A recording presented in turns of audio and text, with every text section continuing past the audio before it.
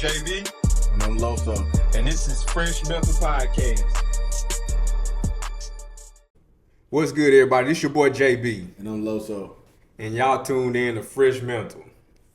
And today we got a very special guest. I'm going to let him introduce himself to y'all. Go ahead, my guy. I'm Kenneth Dixon, former running back for Louisiana Tech and Baltimore, right? Most definitely. And I ain't going to lie. I'm ecstatic to have this guy, man. It's been a long time coming, man. I don't think he ever had a chance to come and give y'all the rundown on it, but I'm going to tell you this. We going to start at high school. 3,100 yards, 39 touchdowns, champion, MVP. You know what I'm saying? Is there more accolades you want to share with the people? You know what I'm saying? For that year, you know what I'm saying? That was a historic senior year, man. Tell us about the energy going into that season and how you just basically dominated the whole conference that year. You know what I'm saying? Growing up, it was a lot of us and strong. We was really tight. Johnny, Stead, Aaron, a lot of us, we all played together ever since we were smaller. So that was kind of like our goal, before we left strong, we wanted to have a state championship. And, that's what drove us. And we was driven by that. Going into the year, we just, all kind of got together and just started working hard and, putting everything out on the line. And for me, it was just about proving it. I was coming out of 11th grade season. I didn't have no offers. Still, wanted to play football, and I just kind of felt, a little disrespected. Seeing other guys getting recruited in 2A, and then, me getting, overlooked. Nobody ever saying anything about me. That kind of like lit a fire under me to make me kind of like, want to go out there and prove it that year. How many yards you have in 11th grade? No. Let's go back. Didn't you have a knee injury like 10th grade? Yeah, I hurt my knee. I hurt my knee my 9th grade year, going into my 10th grade year, summer, and I had to have surgery. And that's kind of like when I gained a step. I felt like my knee was messed up the whole time. So do you feel like in the recruiting process that kind of hurt you? Well, I ain't gonna say that kind of hurt you. That kind of made the coaches at other schools kind of fall back and be scared to like, I don't want to take a chance at him? Nah, not so much the knee injury, but I think my frame made them do that.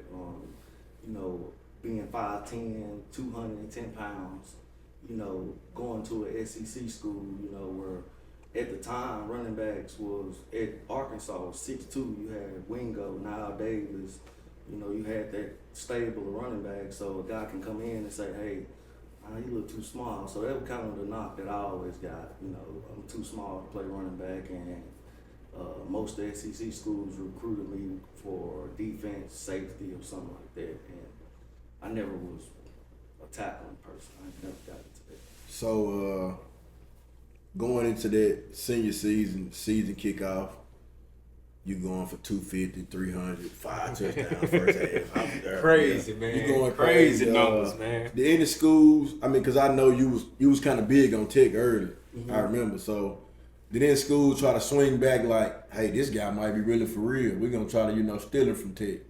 Was there any schools that reached out to you after they seen what you were doing your senior year?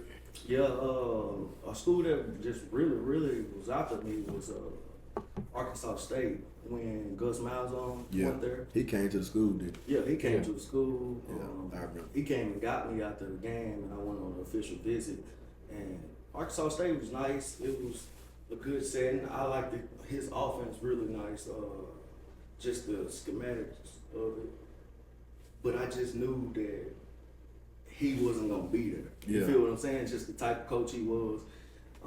The type of offense that he ran, it was really sought after. So I was asking him, I told him if he can promise me he's going to be there, I'll come. And he couldn't, and he just thanked me for coming, and that was it. It was kind of nice how it all aligned at the end, of my college career, it being able to play Arkansas State, going out and play some of those Arkansas guys that I played in high school, just to meet them on the field and, end my career that way. It was kind of nice.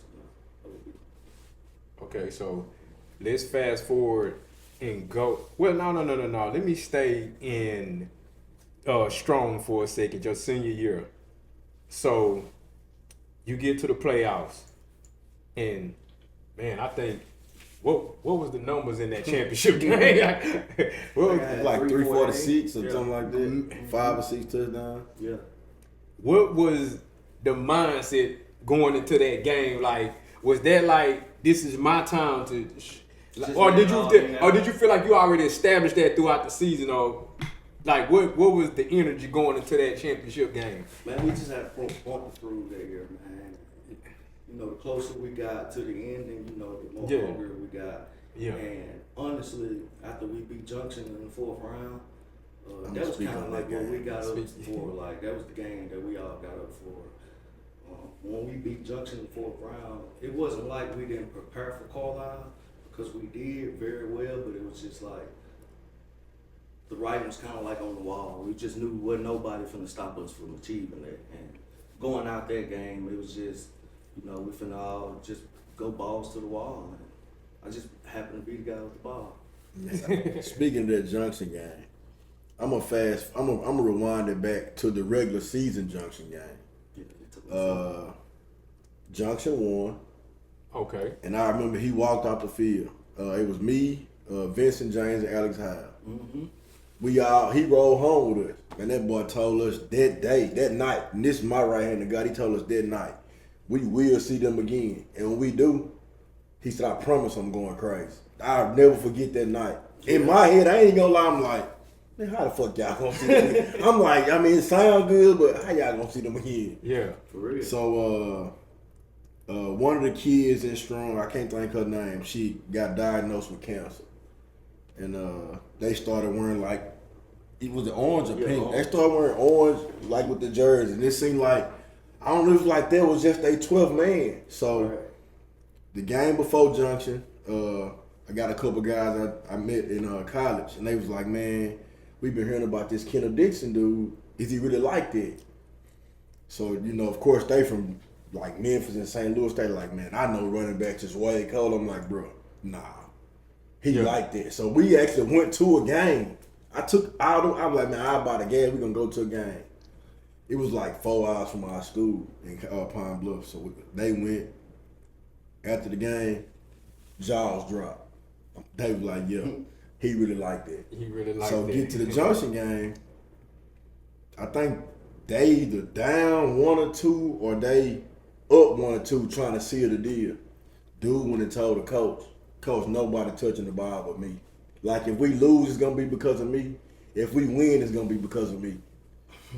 Dude ran that bitch down Junction. And, I mean, Junction is like the powerhouse in 2A. Absolutely. He ran that bitch down Junction, broke a record. Like, nobody ever ran for that many yards on Junction ever in life. How many was that? I think it was like 311. I had, 41 carries, though. At the end of that game, I had, 13 straight carries, like, at the end, like. Yep. No timeouts. We just straight, you know, just, man, but I was kind of conditioned for it. That's what I tell a lot of kids, you know, like, you see a lot of kids playing today and they're windy in the first, second, third quarter. Me, I knew that if it came down to us winning, at the end, if somebody needed to make a play, I wanted to be in shape enough to make it. And that's kind of how it was, because, you know, my 10th grade year, we went to the 2nd round, lost. My 3rd round, lost. My 11th grade year, we went to the 2nd round, lost. And I feel like both of them games we could have won, and both of them teams went on to win state. And I felt like we just got tired. We ran down in the 4th quarter. So that was like a big emphasis going into my 12th grade year that I wanted to be able to be in shape to play all 4 quarters. And just Coach Jackson, I never forget, like, he used to make me run the laps or after practice. I always hated it, but at the end of the day, it kind of worked out for us. And then he made everybody start doing it.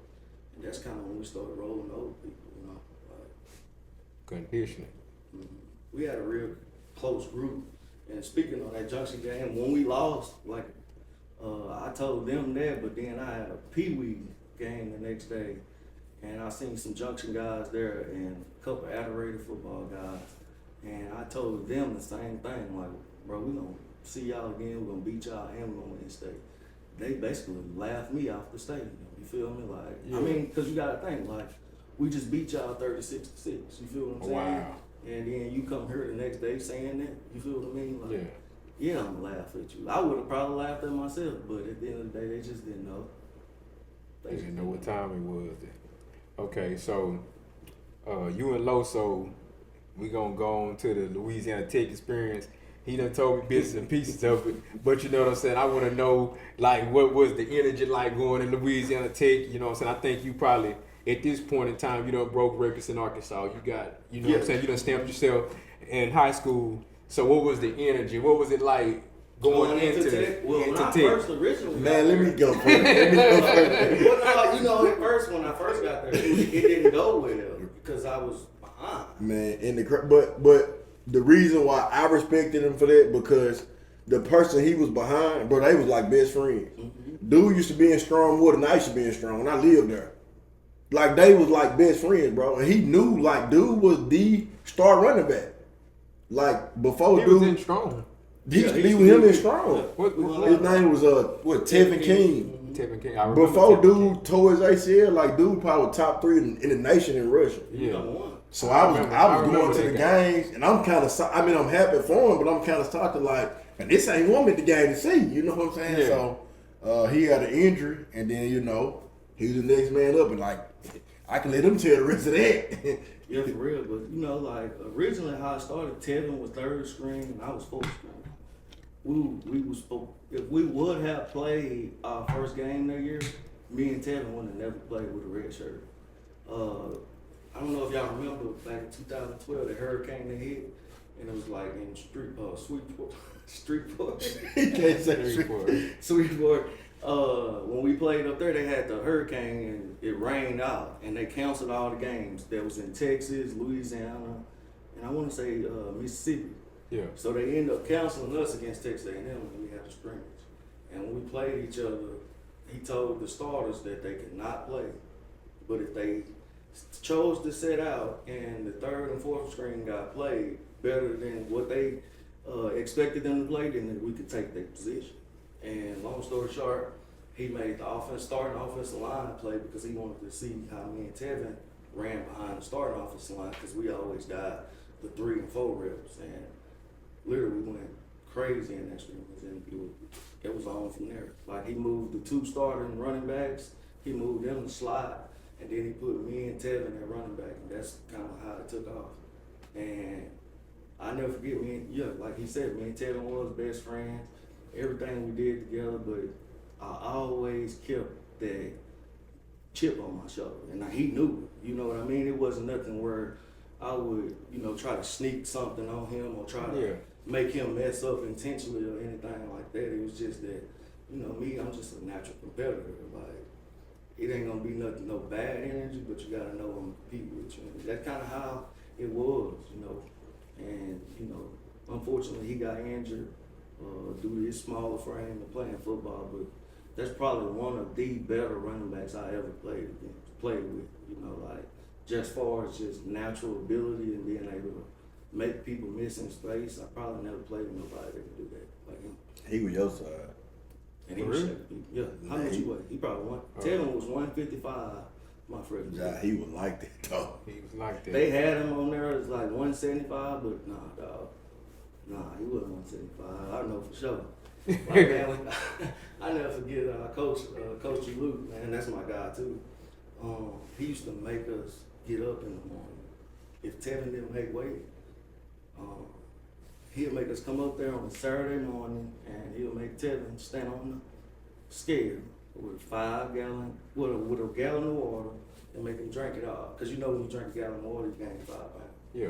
And he'll make him drink it all. And then after we leave there, he'll make him go to McDonald's. You know, it's just the punishment that he had, and just, you know, how much Coach Luke cared about all this stuff like that. You was at the part where King had to make weight. Mm-hmm. So, you know what I'm saying, how everything go before, after the injury, post injury for King. Post injury, you know, he had surgery. He was out a little while.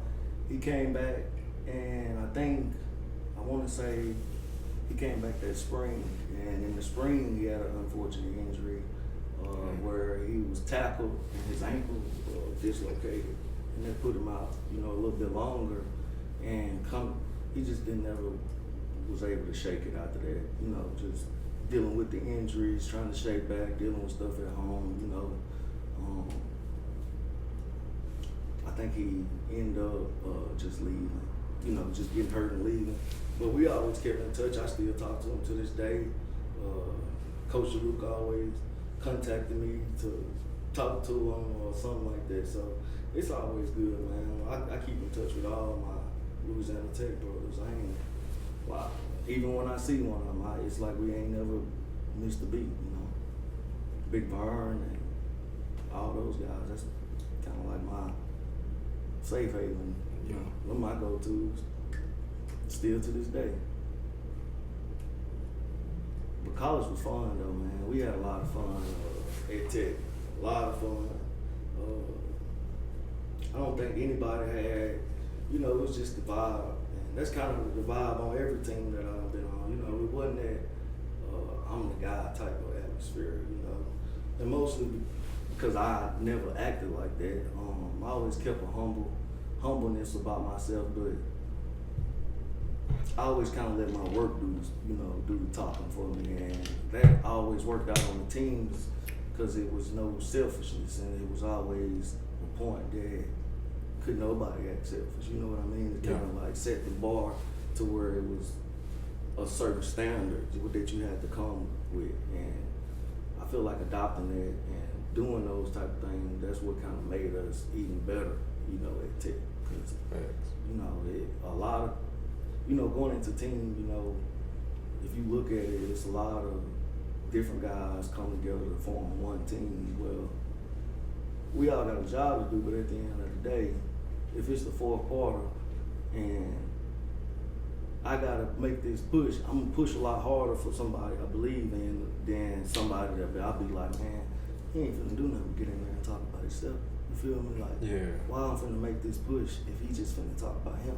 So that's kind of why I always kind of took the low profile when it came to talking about myself or doing that, because you don't ever want to bring that type of stuff on the team. And I know there's people that do it and they successful with it, but it just wasn't my style. If that makes sense. Well, anybody that know me know I'm like a Florida Gator fan to the man.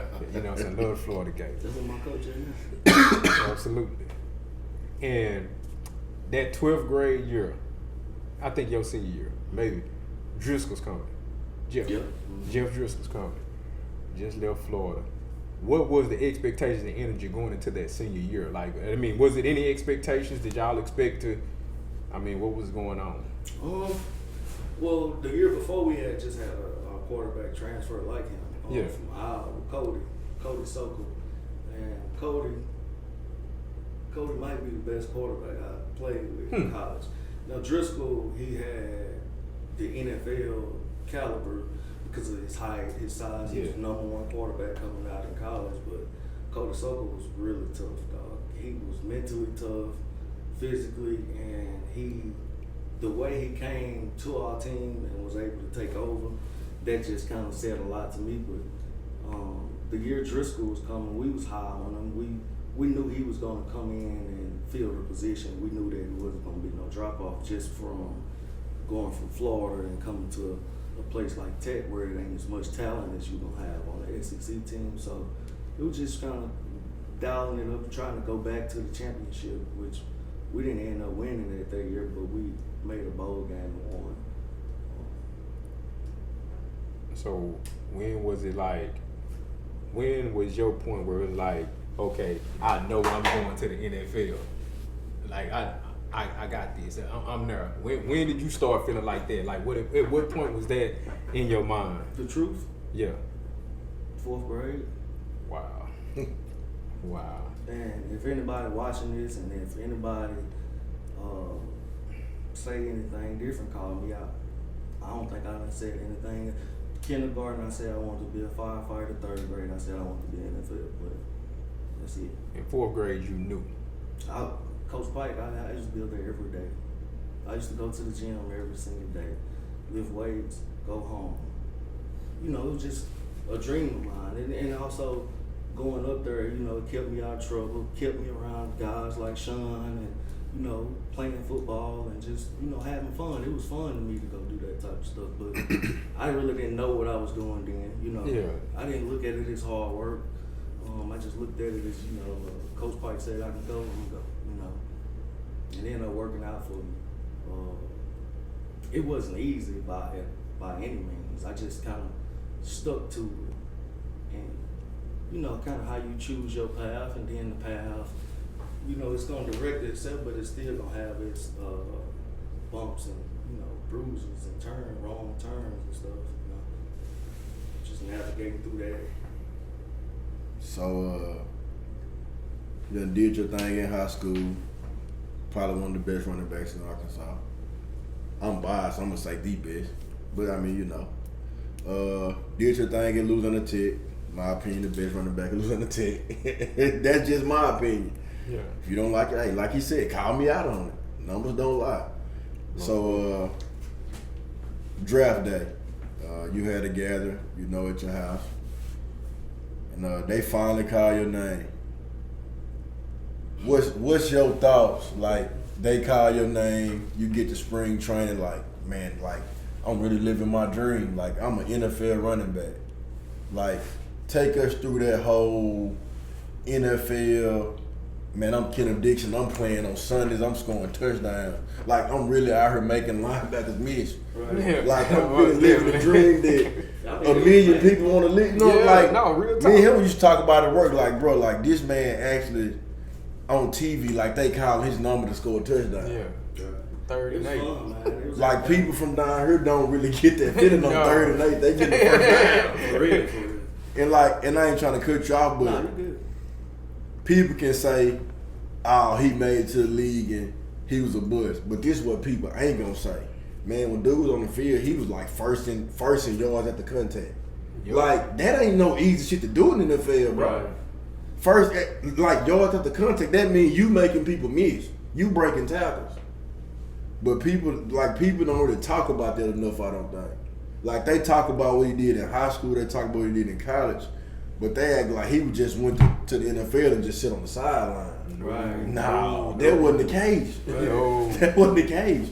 Just unfortunate injuries. You know what I mean? Like, keep you out. But every time I played, I was balling. And honestly, that's why I was able to play so long on the Ravens, because it was just like, I was hurt, but when I played, I balled. And that's kind of what Coach Hart was about. You know? Facts. And plus, I was everything that ever happened with me, I never ran from it. I always, you know, stood up, took it under the chin. And my motto about life is just like, you gonna mess up, just do the next right thing. So it was just me. It was just like, I always kind of like, you have a miscue, is, hey, coach, what I gotta do to get this right? Or I'm already telling him before anybody else done told him, you know what I mean? Just being up front, being a stand-up guy, being a man about the situation. And I feel like that, because everybody gonna have different things that come up, and especially if you're a football player, man, like, just being in the NFL and just seeing all of the different situations that arrive from, like, family, from past friends, like people that you don't even have contact with. You feel what I'm saying? Because it's just people out there just trying to seek money out of you, or get something in return for you hitting them or something like that. Just seeing how the Ravens handle it, I understand why they win so much. Because, you know, leaving there, I went to the Jets, and you know, that was two completely different organizations, ran two completely different ways. But you know what I mean? Like, if you just put the intangibles on the wall, like what it takes to go into a team to win, the Ravens don't have most of them. The Jets probably won't even have one or two. You know, Wow. And they showed, you know, I mean, you can get a Hall of Fame quarterback that can go up there and he can't even change the atmosphere. You feel me? It's like they trying to get rid of him this year. Yeah. Where it's like, man, this dude done been Hall of Fame, he done been to a Super Bowl, like, but we'd rather give him up to go get a first round draft pick, like Sam Darnold. You feel what I'm saying? To bet it all on. that's kind of how it is in the NFL. You know what I mean? Like, Big business. where the Jets care more about like their front office personnel, I feel like the Ravens, they care about their players. You know what I mean? Like, I think Bashai, like, he get his money, he put it right back into the facility. Like, the Ravens, you're gonna forever hear any Ravens player, they go into the castle. Because when you go out there to the facility, that's what it looks like, a castle. State of the art food, buffet every day, any kind of food you can think of. Whereas you got, you know, orange juice makers, you go to the Jets, you get plastic forks, plates, plastic plates, and then you got a Still in bar. high school. You got a high school bar behind there that, you know, they serving you food.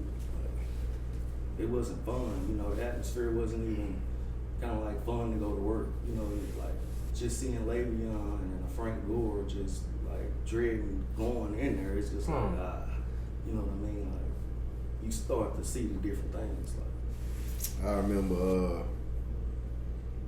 I don't know how many years you had been in the league, but you end up getting hurt, and you hit me up one day, and you was like, actually you had just got hired at Delhi. yeah. And you hit me up, you was like, man, you free today. Are you free anytime this week? I need you to come throw me some passes because I got a scout. You know, they want to come check me out. I got to try with the Browns. Mm-hmm. And I was like, you know, yeah, I'm cool.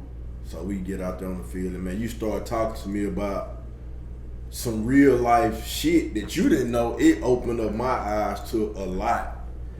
Man, like you dropped so many jewels on me that day alone. Like you probably never knew. Like, man, you got to talking about like you had to do what was best for you and your family versus living for what people back home wanted you to do. Right. You know what I'm saying? Like stuff like that, it made me start thinking like, man, I got to really start living for, you know, me and my family one day and stop trying to live my life for people don't really give a fuck about me. You know what I'm saying? Yeah. Like this man got a chance to possibly, you know, go play NFL, but like he said, man, he done did what he wanted to do with that. So in somebody else's eyes, it's like, oh, Kenneth Dixon failed because he turned that down to go work at a plant. But in his eyes, man, I done did that already. I want to be at home and watch my kids go play, you know what I'm saying, play basketball, play baseball.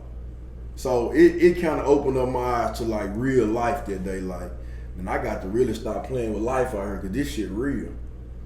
Yeah. And you know what I'm saying? He can tell you more about, you know, why he turned the deal down. Maybe the contract wasn't what he wanted. That's not my business to tell. He can tell that if he want to, but you know. Mostly about that, and I'm gonna cut you off. It was about probably like I done had been with the Jets. I had already played my 4 years, and I was just kind of looking at the writing on the wall. By that time in my life, my mom had just got diagnosed with cancer, stage 3, 3C, I think, and I had just bought a house in Monroe.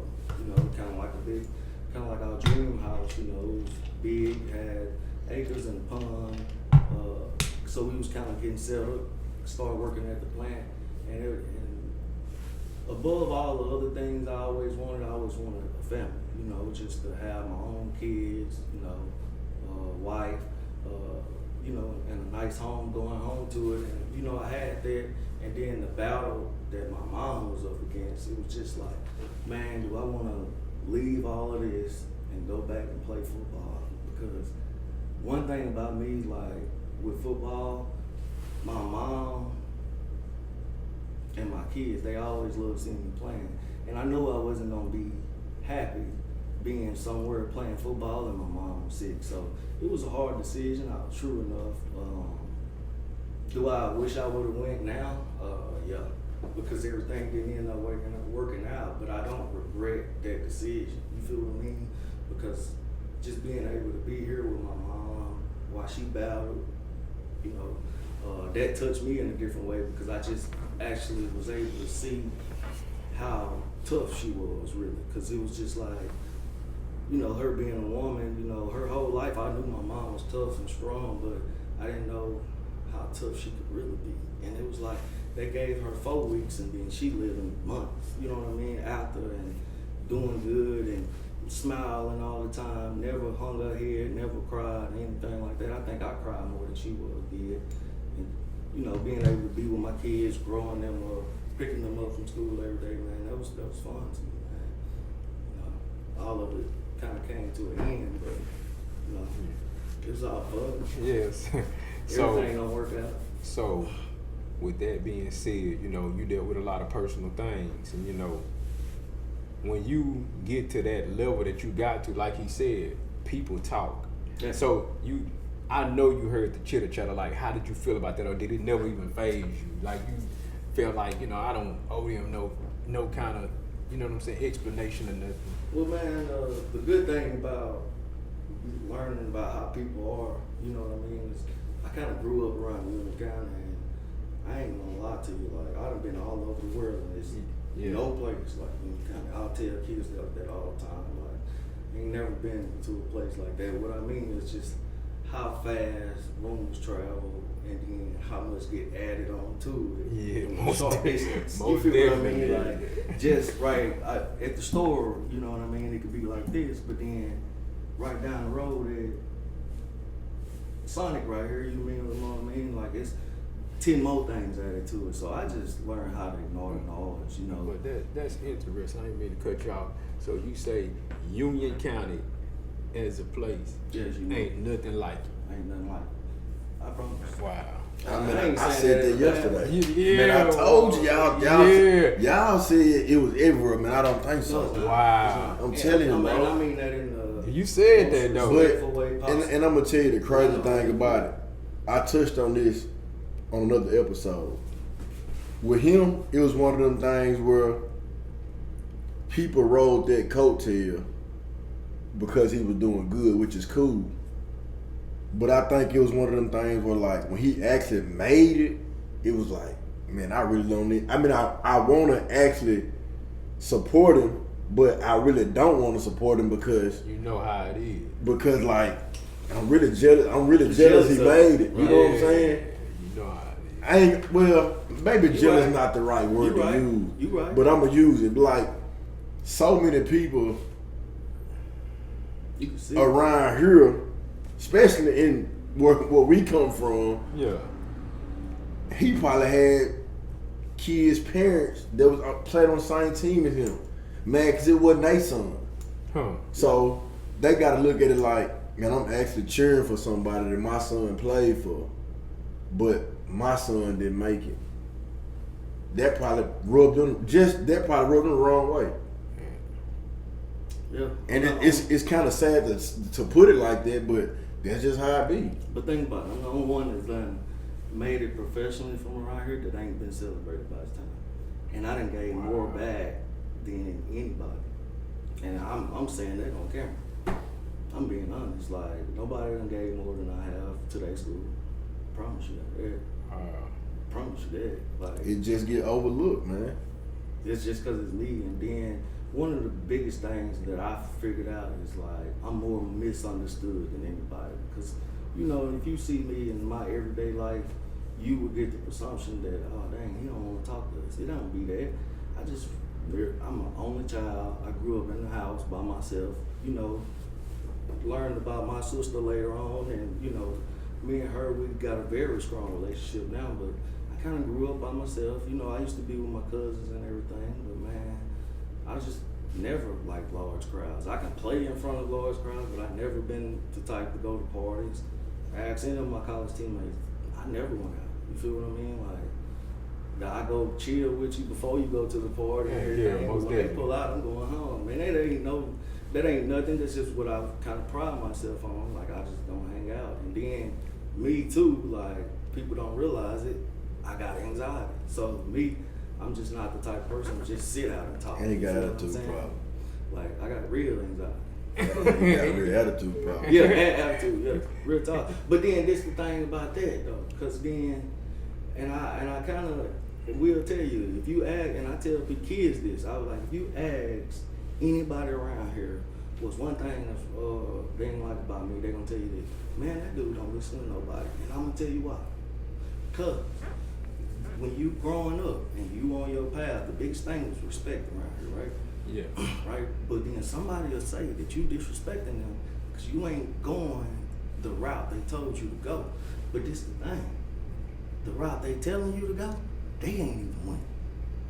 Thanks. So I we like got that. people telling people how to get somewhere that They they ain't never never been. been. Man, And that's what I had to lean on. And I had to this what I had to boil down to. It had to boil down to me laying my head down at night and all me ain't gonna do this. And you thinking about your life. You gotta think about it like, damn, I'm gonna lay my head down off his bed, or I'm gonna lay my head down on my bed. Because don't neither one of us know. Yeah. He just got the ego. You feel what I'm saying? His pride just hurt because the little nigga ain't listening to him. You feel what I'm saying? So yeah, I'm gonna go bash him to him, or I'm gonna go say something about him to him. So then that's gonna be my persona. And you know, it's a book I'm reading right now. It's called The Ways of the Superior Man, and it says that you should never let nobody sway your decisions or your thought pattern. And one thing about being a man is when you have to make a decision, whether it's right or wrong, this or that gonna happen, you got to be able to make that decision. And if it's the wrong path, at least you can say I did it on my account. And if I made a mistake, guess what? I'll do it again because that's the decision I made. I learned from it. Mm-hmm. And I think a lot of men around here, we know they don't even got the backbone to make these kind of decisions. And man, honestly, me as a friend, I done talk to you about serious stuff. I done talk to you about serious stuff. And both of y'all done came to me and talked to about y'all stuff. And before I end the conversation, I say to anybody, do what's best for you. Yeah. I can give you my He always say that. Man, I told you that. Yeah, not too long ago. he And told like me when that. he used to have me at the field, I'm out there doing my best to make him look good by telling. Man, me personally, I would love to see you play, but you still got to do what's best for you. And I tell any man that, you know what I'm saying? You can't be making a life-changing decision and be like, am I doing this for such and such? Man, it don't work. You got to do this for you. But like you said, some men don't even got the backbone to do it for them. Yeah, they can't because they don't want to make that decision to be wrong. They ain't got they ain't got the mental strength to say, I was wrong. I messed this up, I was wrong, it's on me. But man, it ain't even really necessarily like saying I was wrong, because if you start off wrong, it ain't never about how you start. It's how you feel. You can start off wrong all day, but you gotta look at that man in the mirror like, man, I fucked up. And that's But it. I'm finna make this right. But see, that's what we saying though, because it's easy for me to sit there and say, well, Loso said this. Oh, well, okay, I'm gonna do what Loso said. Man, It messed up. It didn't work out how I want to. Then you go say it's my I fault. listen to Loso. That man, he don't know what he done. Man, But you know what I feel like though? As a grown man, this is just what I feel like. As a grown man, if you look at yourself in the mirror every morning and you blame another grown man for your mistakes in life, man, you a kid. You a kid. You already behind Man, you a kid. No decision. And that's the big thing, kind of like with me around here. Like the reason, kind of why I have animosity, kind of like with my hometown and how things is, because they know the truth. You know what I mean? Like they know I ain't got kicked out of the NFL. I even had to have this talk with my kids. You know what I mean? Just because they heard it. It hurt at first, but then when I got to realize, like, man, people gonna think what they want to think, no matter if they know the truth or not. You can put the truth right in their face and they still. Why? Man, most definitely. Why though? And I wanted to realize why. And I took counseling, a lot of it, all the time. Just learning the process, learning my thoughts, learning what I do wrong. You know what I mean? Just kind of setting life up. Mindfulness is good. And what I realize about everything is people gonna talk about what they're afraid to do. You know what I mean? So if I'm afraid to do something, I'm gonna make him smaller than me. You know what I mean? So if I feel like Josh sit up here, when I hear Josh's name, oh man, I gotta bring Josh to my level. that's the only way Wow. me and Josh can be here. You know what I mean? And Okay, so since you just said Tech, why do you think your hometown so quick to run with the negative narrative about you? Since you said if such and such up here, every time I hear his name, I gotta bring him down here. It all go hand in hand. Like, and I ain't here to talk about the school because I went to the school. Right. But you can't name me. It ain't even, this ain't even football. This any sport, man. You can't name me another athlete in the world that did what he did on every level in sports, high school, college, and NFL, and don't got they own day. That's crazy. Don't got like, bruh, you talking like people got parades like every year because they just made it. That's crazy. Like this man in the record books, bro. Like he don't even got Most definitely. nothing to show for it but a jersey hung up in the gym. Right. But then it's like, But when they need some jerseys, who you think they call? I was sponsoring them when I was retired. Still. That's a slap in the face, man. Like, man, and then that was always my reasoning for making it. You know what I mean? Because I wanted to get back.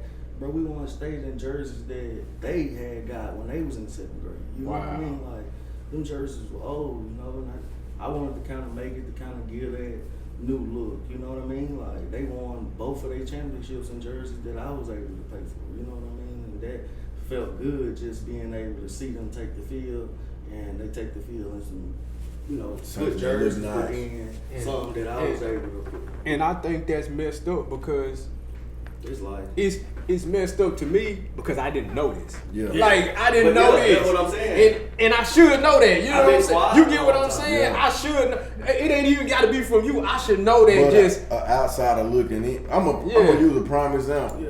I got a cousin. You probably done heard of her. Her name Bree Clark. She ran track for Alderete. Bree Clark, example. Super cold. Meet the champs, all that. Love her to death. Bruh, she ran track, won meet the champs, whatever. Bruh, she got a day in Alderete. That's crazy. I'm not even joking, she really Yeah. do. She basically got a day in Alderete off high school accolades. This man got college accolades, all that. NFL. Man, what he got? right. And then when I came back, it was like, you know, you had that little rough patch where you come back. It was like people was coming by me like, keep your head up. I'm like looking at them like, what the hell are you talking about? And then I just one day, you know me, like if anybody knows me, you know me, like I just spazzed, like I just got mad, like man, it made somebody just explain what they were talking about, and then they were saying like, man, they say you got kicked out the NFL, and honestly, that's when I just shut up, because it was just like, what the hell I'm gonna say anything for? Cause they gonna believe what they want to I've believe. been right here jumping up and down in y'all face, running back here every chance I get to give inspiration. I could be on the beach somewhere. Somebody, you know, not even giving a fuck, but I'm showing up here to show I care. Not only am I showing up, I'm bringing stuff with me, you know what I mean? Like backpacks, you know what I mean? Gifts, like all of that. But I'll tell you the biggest thing is because I'm a nice guy. So me, I grew up seeing my grandma help anybody. Like I told you, like homeless people stayed with us. You know, that's kind of how it was.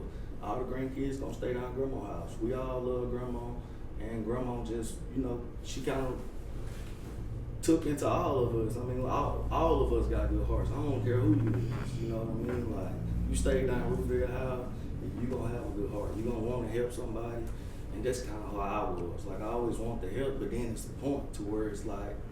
My Uncle Thomas, and he always used to tell me this, and he used to tell me this right before he was dying, you know, and that's kind of why I'm on the path I'm on now, where I done started, you know, getting up, you know, reading my book, my Bible, going to lift weights, and just keeping myself up and looking nice, because it's like, he was telling me, he was like, hey, Tez, if you ain't good, he was like, ain't nothing you can do, ain't nothing that's going to be a part of you, or anything that's going to be under you going to be good, because he was like, you gotta get yourself good before you can make it show everything else was good. Cause me, I was the type of person whereas if I'm not good, I can still make sure they good. You know what I'm saying? But then when I started realizing what he was saying, and he was saying was, you can be bad and still help, but it's only so long you're gonna be bad because you ain't generating nothing when you bad. You feel what I'm saying? And it's only so much that you can give before y'all both gonna be the same. You know what I mean? Now you're gonna be looking for them to give, and they gonna be looking for you. And then it's gonna be like, I'm gonna be on my ass telling you to help me, and they gonna backfire on me like, well, you should be on your ass. You get what I'm saying? Yeah. So then it's just get to that point where it's like, hey, let's just stop this. Like, for real, like, let's just stop. So, No, you take care of yourself, I'm gonna take care of myself, and this is what it be. You know what I mean? Like, did I spend a lot of money? Yeah. But me, I'm very, very intelligent with money too, because my agent Martin, he was able to teach me about different things, and honestly, I probably have just as much money saved up as I did making. You know what I mean? Because I was on a $2.2 million contract. Everybody think I made $40 million. Like $2.2 million is what a starting point at. 1.1 million. Yeah. Because you're gonna half of that to Uncle Sam. I don't care if you make $1.50 going on the Sam when you're in the league, and then you get taxed in whatever state you play in. So that take account for teams that play in Cali and teams that play in New York. You know you're gonna get a major pay cut because of the taxes there. You know the taxes in major cities way high. Yeah. And you know just doing that, and then the NFL have a lot of things that you can do with your money. And I did all those things, and I mean, that's why I'm able to not work and be able to enjoy life, you know, still be able to take care of my kids, do what I need to do, and just, you know, live. It just wasn't about getting there. I didn't even have a major purchase, really. I mean, I ain't buy no major car. I bought a Charger, you know what I mean? I bought my baby mama a Honda, and then I bought her another Honda, you know what I mean? Just cars that were dependable, reliable. You know, just learning that, staying within my means, you know. And then, two, you gotta realize that, and then I realized this, any money that's accessible that I can go get, it ain't making no money. I can't do nothing but spend it, you know. So, of course, if I'm 28, why would I want to spend all of this and then be broke at 38, where I can put this up and now I can get a lump sum at 35, 45, 55, and I'm retired, you know what I mean? It's just having it. And ever since I've been kind of showing people that, they be like, dang, you pretty intelligent with money. But it's just like, you never heard me say anything. You only heard the things that was out against me. So me, I'm the type of person, if I heard the same thing more than once, after so long, guess what? I'm gonna say it's true. Especially if that thing over there ain't saying nothing to defend it. Like, I am gonna start looking at it funny, but then it take a man and a woman to really assess the situation, to look at it how it's supposed to be looking at. What I mean is, you should never take this man's opinion of him and run with it, because people different to each other.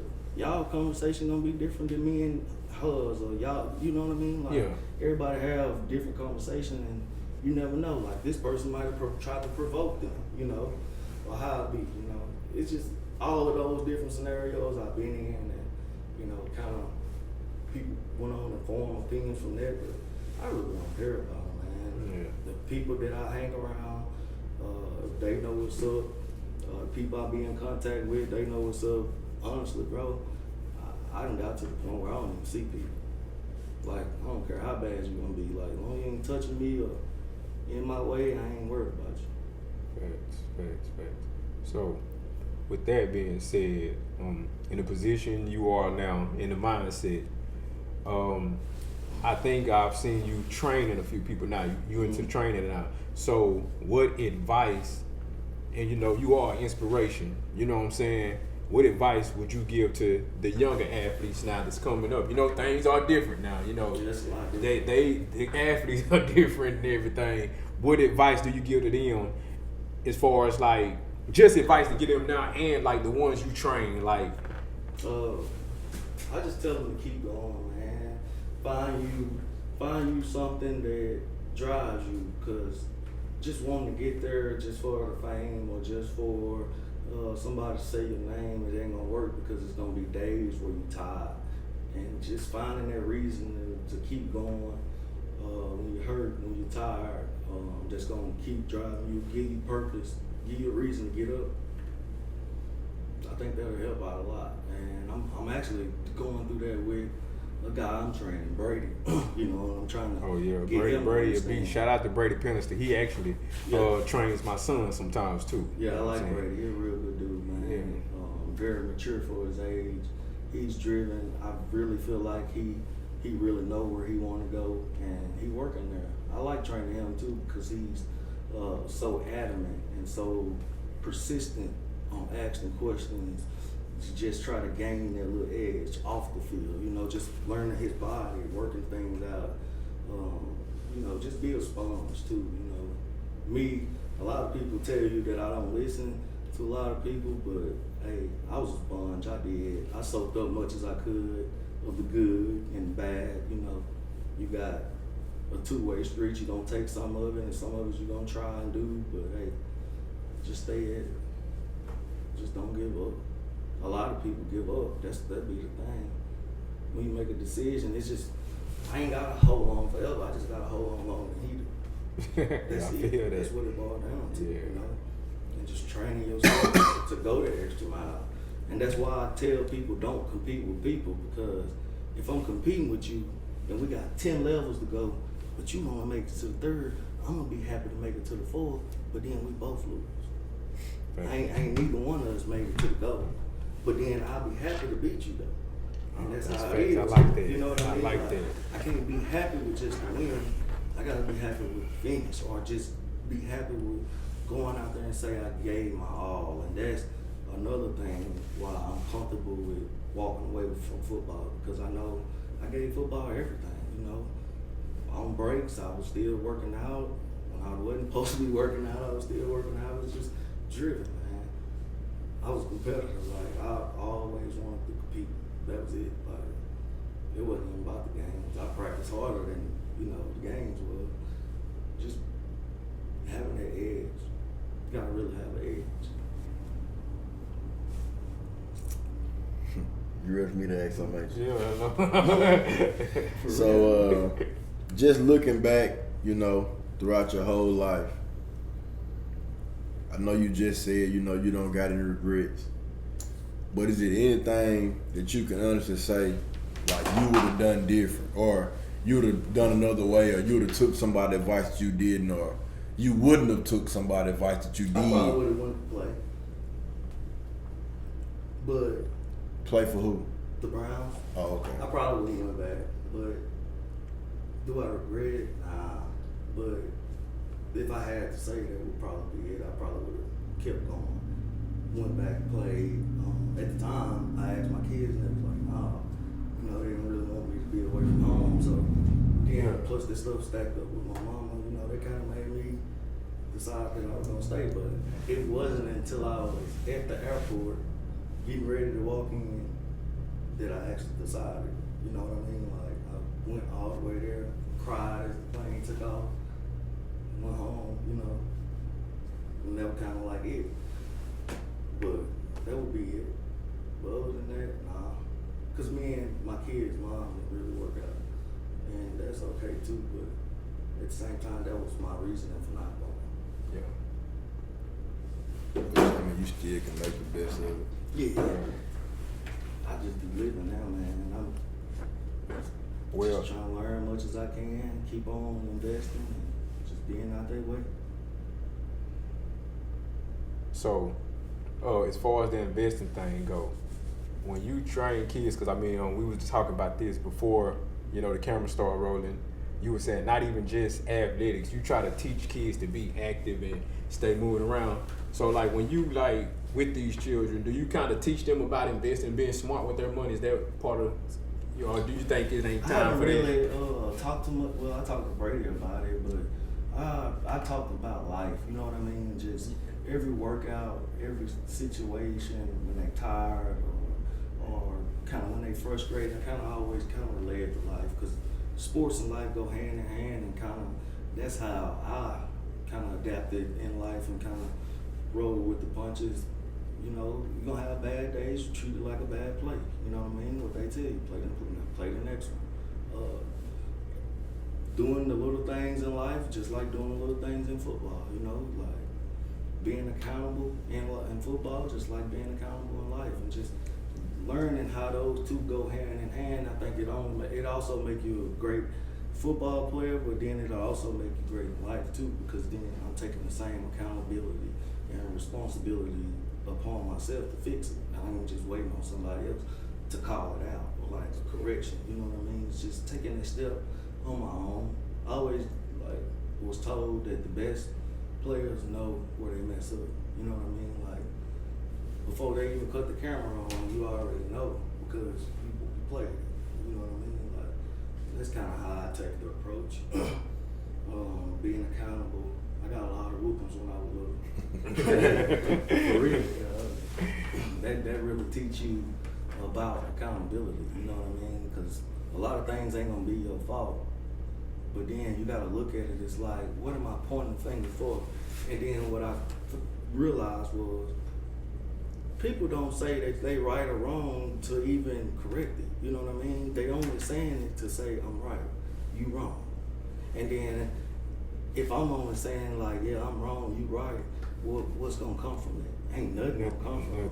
No understanding. So then you dive a little deeper, like, okay, why I'm wrong? Now let's talk about that. Now I'm taking accountability to it because now I'm taking the power away from whatever I'm blaming it on. Because if I'm blaming you, if I say you the reason for me not getting there, now guess what my mind think? And guess what my mind trapped behind? You. Because now I gotta depend on you to do whatever to make me feel comfortable to get there. You feel me? So just looking at it like that, man. And I always try to tell people I look at things a little different, and as we all do, but you know, we all end up at the same place. Who complaining?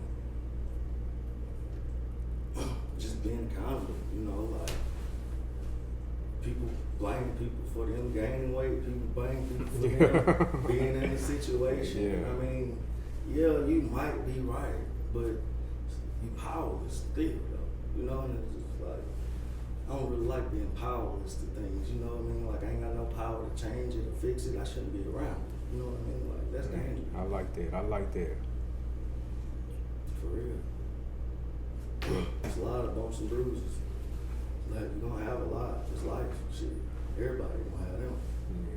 Exactly.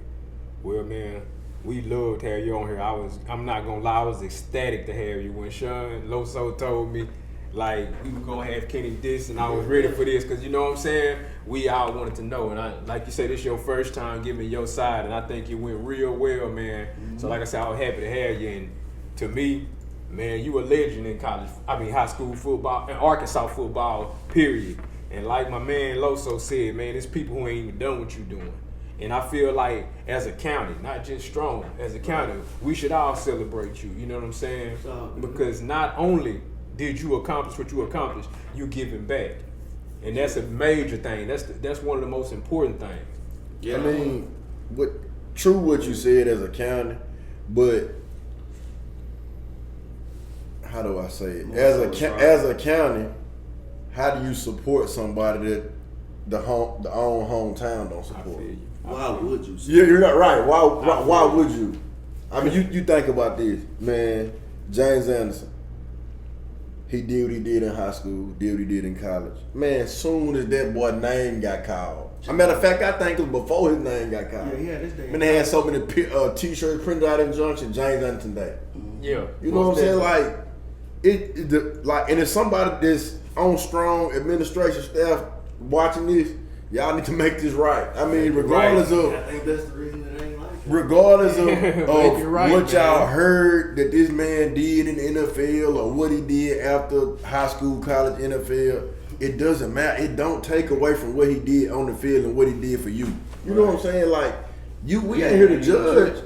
We ain't here to judge what he did outside of football. If people have their days based off what they did on their field. Yeah.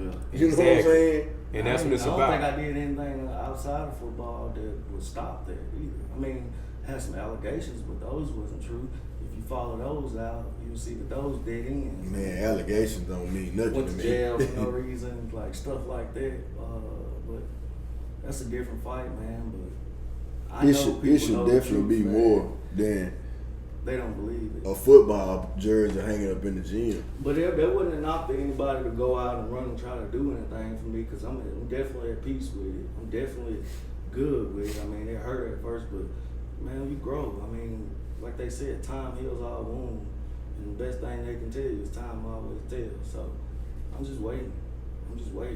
And I still be at work watching his highlights from college. I'm still, I wake up every day, still do the same thing. I mean, I love the people that's in my life that help out. I appreciate them. Every day they know it, and man, I'm just living, trying to be the best I can be. But that's also a lesson in itself, though. You know, when people don't give you flowers, like you know that they should, it's just a lesson. Like, you know, it make you realize who really fool with you and who really don't. Yeah. Yeah, it was great. This one girl I was talking to, she noticed it. You know, like nobody ever gave me my flowers. She knows like I was a good dude, but then it was just that it was like, well, kind of like handicapped, because then it make you feel bad, because then like, what could you really do? Can't really do nothing. Or say something. Yeah, but And I ain't saying it because I'm on camera, man. Like, me and dude used to talk all the time, from high school to, you know, NFL. And I'm one of the ones that'll tell you, like, I never went to an NFL game. I ain't gonna lie, like I did. I'm sure I could have. Yeah. But all the college games and stuff like that, I was there. But I didn't never have my hand out for nothing. I was there to help him if I needed to help him, or, you know, talk to him about anything. But I just wasn't there for that. And I think that's what a lot of people from Strong kind of feel a way about. You know, they looked at it like, that's Kenneth Dixon with the money, so I shouldn't have to ask him. I want him to do it just because He owed me something. He owe me something. He don't owe you nothing. No. That's what it You is. know, Josh, you can blow them off, man. You owe me nothing. Just come talk with your boy, freshman.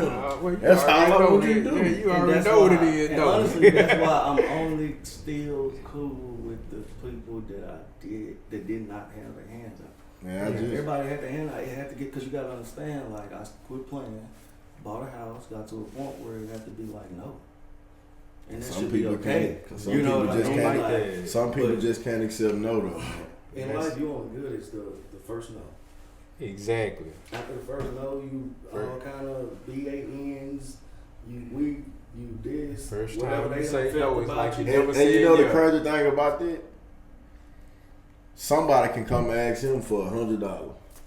He can be like, nah, I don't got it. You know what that person gonna go say to the next person? What's that? Man, Kenneth Dixon broke. He ain't even have $100 to give me. Man. I swear to God. But check this out. If you asking them for $100, guess what that make you? Broke. Come on now. Come on now. But see, people don't look at it like that though. Man, People that's crazy. expect him to just give because of his status. Not even thinking like, and the crazy thing about it, this is even more crazy. The person they told it to, they not even thinking, oh, well, he broke too because he had to ask him. Right. They gonna run with it just because wanna- it's him. Yeah, they just want to talk the trash. So man. now two people done call him broke because the broke person really asked him for $100. That's just how I go though. And that's crazy. At least people really, like, when we bought the house in Monroe, you know, like, people were really trying to figure out my address to Google my house. You know what I mean? To see the price of it. It's just like, That's you come just back and be like, oh man, y'all paid $265 for that. Why you worried about all that? that's weird How though. you afford that? But see, that's what I was saying. Like, I just think that's Union County shit. That's what I'm saying. I don't yeah. feel like people in Chicago Googling somebody's address. Cause think about this. Ain't nobody Googling LeBron house like, man, LeBron got this such and such house. Right. And I shouldn't matter to y'all that much. It shouldn't. But I do. For It some should. reason. And it's because, man. They want to see you fail. Yes. That's it. And really that's where it's at. Like, I honestly feel like they're mad because I'm not accepting where they want me to be. You feel what I'm saying? Like, I mean, people be mad at me for no reason. Like, every day I wake up, I take a picture. And honestly, if you really want to know why I started that, it was because of mental health, to keep my mental health right, you know? Because at the point sometimes, you know, like, I lost my mom, lost my Uncle Thomas, Me and my baby mama, we split up.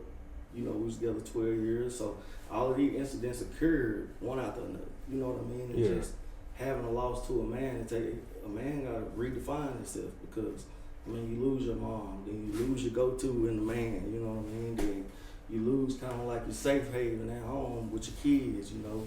And then you kind of rebuilding yourself back up. Like, yeah, I mean, yeah, it was kind of like some dark days, but at the same time, I appreciate them days because them the days that kind of like made me where I'm at, you know? Like, you gotta appreciate your hard time because that's the only way we gonna ever progress. You can't progress with just good days. You can't. You can't. You show me somebody ain't never had a bad day. Yeah, they destined. It's just somebody that ain't never had a life. They ain't never had a life. And that's like a team that ain't never had a loss. Get to the championship. That's quote unquote the Chiefs because the Chiefs really didn't lose their last game because that was, I mean, you know what I mean? That was their second string, third string, you know. So them getting out there and getting punched in the mouth and not being able to adapt or adjust, you know what I mean? Like that's what it is. That's life too, you know. You gotta adapt, adjust, take the punches. Every plan that's ever been designed fell apart at first contact. 100% guaranteed. Well, man. Even mine. Well, man, I'm gonna tell you something. We at Fresh Mentor, I think we definitely appreciate you. I really appreciate you coming and dropping these gems on the episode. And you had quite the journey, man. And it don't look like you're gonna stop no time soon. So, man, like I say, man, we behind you. We rooting for you. We appreciate you at Fresh Mentor. And I feel like I'm still gonna say it. Union County, y'all need to appreciate him because we ain't had many like him. Appreciate that. Man, most definitely. Anybody got something else? I appreciate you for having me on. Most definitely. So, if everything else has been said, keep it fresh. Peace.